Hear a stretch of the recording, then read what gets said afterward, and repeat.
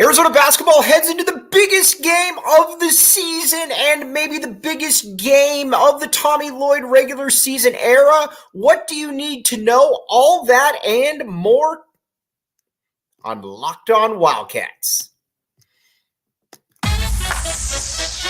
You are Locked On Wildcats, your daily podcast on the Arizona Wildcats. Part of the Locked On Podcast Network, your team every day.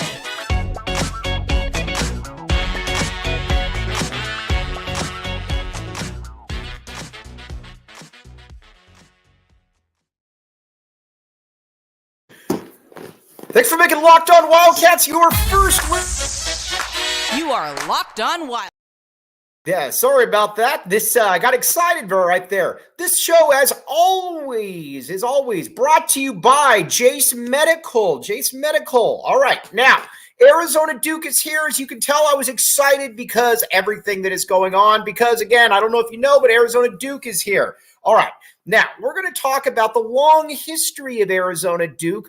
And then we're going to get into the game, obviously. There's a lot to like. First of all, there's actually a pretty long, interesting history about Arizona and Duke. First and foremost, Arizona has a winning record against Duke. Let's not minimize that. 5 wins, 4 losses. How many different teams can say that? Not many, my friends. Not many. Now, the other thing, too, that we need to know about Arizona Duke is that they played in the national championship game in 2001. We all remember that. Not only do we all remember that, we all know exactly how that one played out. And that was frustrating because, again, that was probably Arizona's biggest concern or biggest game of probably their best team. And not only was it Arizona's best team, it was probably Duke's best team. And here, let's just remind people of what. Let's just remind people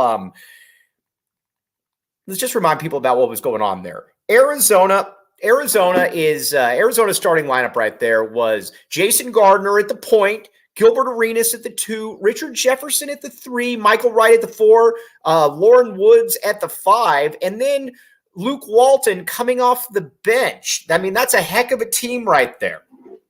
Now, Gilbert Arenas was hurt, as we know, but that was a loaded team. Then for Duke, you had Jason Williams, you had Chris Duhon, you had Shane Battier, you had Mike Dunleavy, Carlos Boozer. It was an embarrassment of riches as well.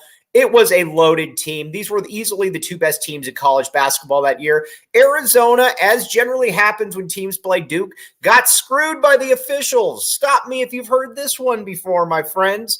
That's just what happened.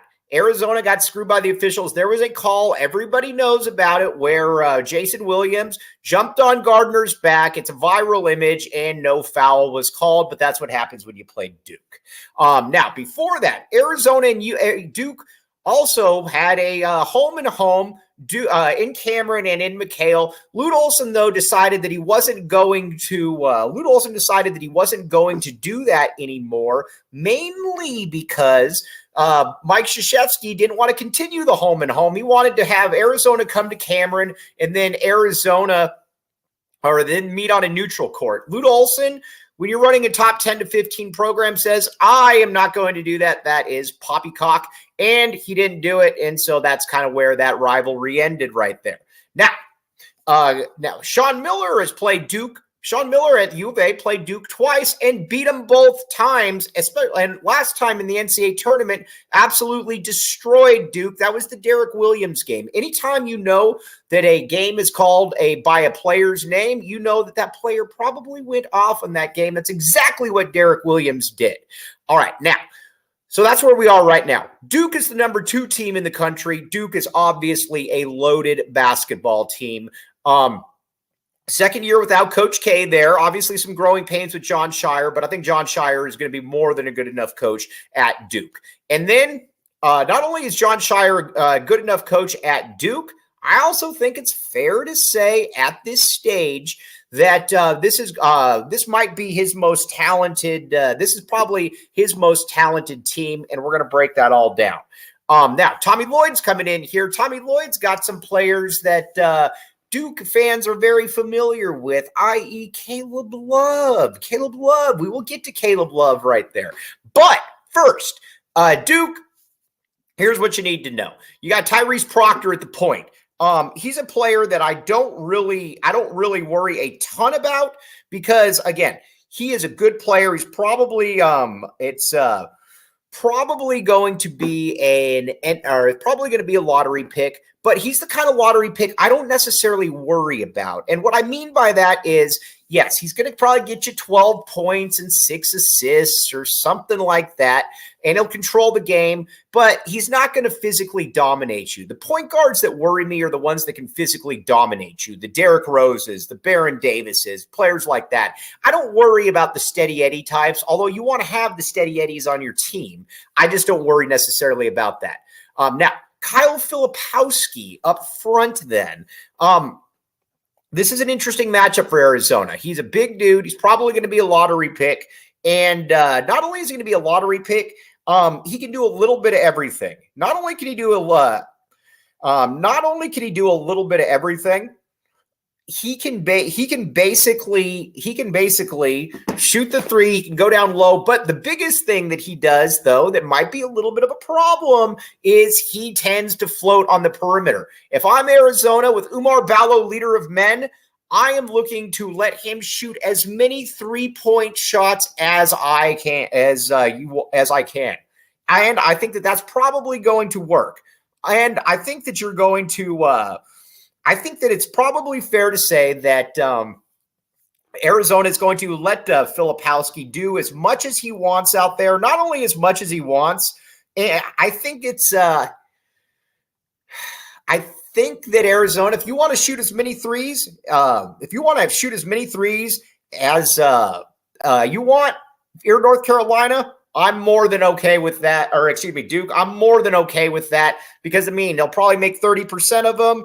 And not only will he make 30% of them, that takes away from what he can do down low. I am more than okay with that. I would imagine that Arizona has probably thought about this because Tommy Lloyd is smarter than me, believe it or not.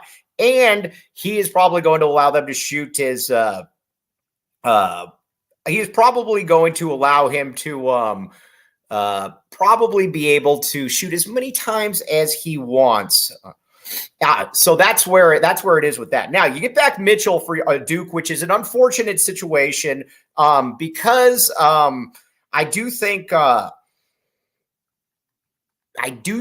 it is fair to say that Mitchell is going to be a little bit of a problem for Arizona. Not only is Mitchell going to be a problem for Arizona, he is going to be a guy that I think they could go a little bit small with at times because he's athletic. Not only is he athletic, he can also play a little bit of everything out there.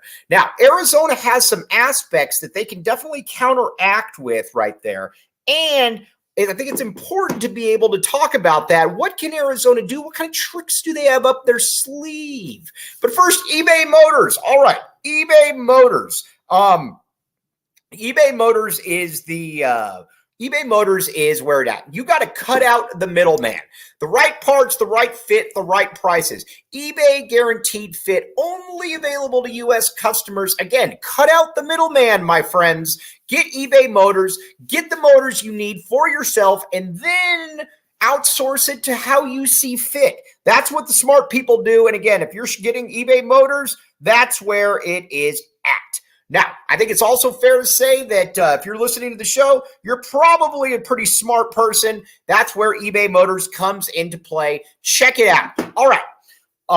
We're going to come right back with you, though, and we're going to talk about some secret weapons here for Arizona.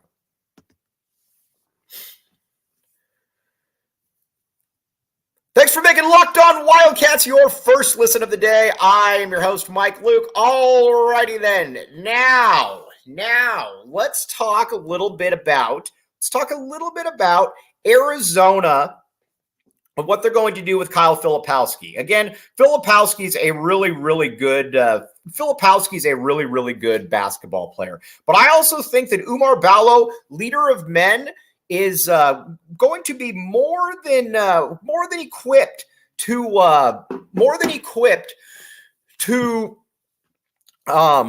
I think pretty much handle Filipowski, because if you're Arizona, you're going to let Filipowski shoot as many threes as possible, but you also are going to allow Oumar Ballo, leader of men, to push Filipowski around down low. That's what we want to see. We want to see Filipowski getting pushed around a little bit, because Oumar Ballo is a man of girth and a man of substance. Now, I do think it's fair to say that Oumar Ballo might have a cursory role in this game. I think there's going to be some times where Oumar Ballo is not in there and Arizona goes small with Keshad Johnson out there.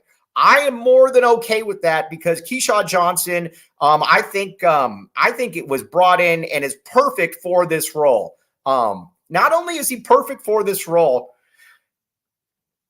I do think that he is going to be able to push around some of these Duke guys a little bit. And again, he's been there before. Just like Caleb Love, who we're going to get to, Keshad Johnson has been there before. I always feel like I'm saying Keyshawn Johnson, but we're not saying Keyshawn Johnson. We're saying Keshad Johnson. He's been there before. He was just in the national title game. And not only was he in the national title game, he was also pretty darn good. I'm looking at his numbers right now, 13-4. And not only was he good, he was pretty, he was really, 13-4, and he was an enforcer. He came to Arizona though, because he wanted to be able to show some of his offensive skills. The Tommy gun said, "Come here, my friend. We will show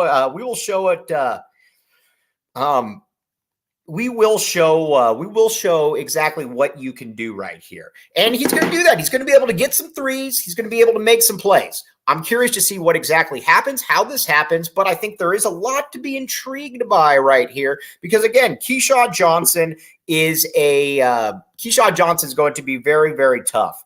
And not only is he going to be very, very tough, he is going to be the player who I think is going to enforce he's going to enforce things a little bit. Not only is he going to enforce things, he's also going to be the guy who is he's also going to be the guy who I think is going to be able to push you around a little bit. And Arizona didn't have any of that last year. Not only did Arizona not have that last year, Arizona didn't have anything close to that. So again, Oumar Ballo, leader of men, Keshad Johnson up front, got to have big games from them when they're on the court, because again, they do have some advantages right there. Now, Caleb Love. Caleb Love is somebody that was beaten up by a lot of fans, and I don't really understand why, but I do think that he is a player that will. I think he's going to go off again. He wanted to be able to showcase that he could be a more efficient player. And not only did he want to show that he could be a more efficient player, he wanted to show that he could be the dude who also was able to, let's just be honest here. Be able to show everybody out there what exactly he could do. And I think it's fair to say that I think it's also fair to say at this point that I'm sorry, I'm just looking at these stats right here. I think it's fair to say that at this point that Caleb Love is going to be a really, really good player for the University of Arizona. And I think he's going to be more efficient. I actually think that he's going to average about I think he's going to average about 16 points per game this year. Not only do I think he's going to be able to average 16 points per game this year, I think he's going to also be a player that's the dude who's also going to be able to be the one at the end of a game that you have the ball in his hands and he goes after you. Not only does he go after you, I think he's going to be the best player on the court.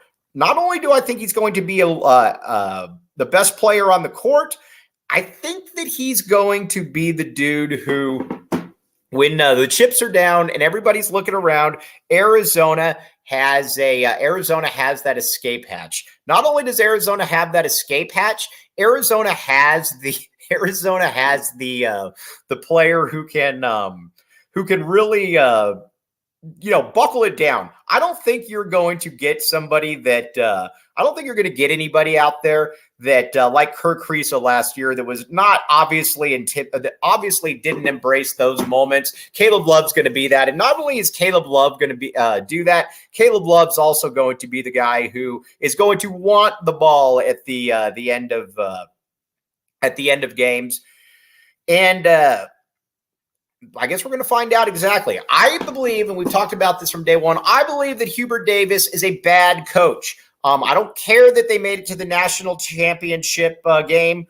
I do believe that he is going to be I think he was a problem because, again, Caleb Love had essentially 5 guys just looking at him the entire time, or 4 guys just looking at him the entire time while he was told to go off and make his own plays. That will not happen under the Tommy gun. That will not happen under the Tommy gun. And not only will that not happen under the Tommy gun, he will be the dude who I think is fair to say will have no problem in saying, all right, Caleb Love, you are going to come sit on the bench, my friend. Not only are you going to sit on the bench, you are going to not play for a while. Arizona's got some other options then, and we're going to talk about that. But first, other options. Jace Medical, my friends. Use promo code LOCKEDON for $20 off. Get yours today at jacemedical.com. You will thank me later. Not only will you thank me later, when things get hard, you want to have something around that, you don't want to have to wait at the emergency room, or you don't want to have to wait at the hospital. You have the ability to go there, and not only do you have the ability to go there, you have the ability to go in there and say, listen, I don't need to go to the hospital because I've already got everything that I need. Jace Medical is the spot for you. Check it out. Again, Jace Medical, my friends. All right, now, we're going to take a quick little break and then talk about some of the depth that Arizona didn't have last year.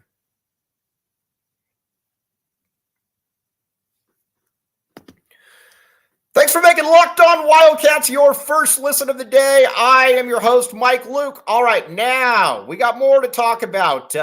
We have I think it's fair to say that Arizona last year did not have good depth. And not only did it not have good depth, it didn't have the team that just had a bunch of dogs at the end of the game.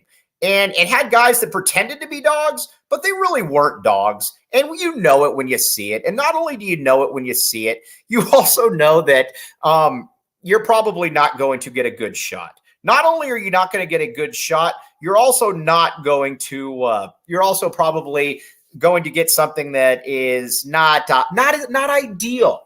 Arizona's got that this year, but they also got depth. So let's say Caleb Love isn't playing up to par. Guess what you do? You can bring in Jaden Bradley. Jaden Bradley, my friends, 5-star guard, as we know, from New York via Alabama. I think he's going to be a nice little addition that nobody else on the team had or nobody else on the squad had last year.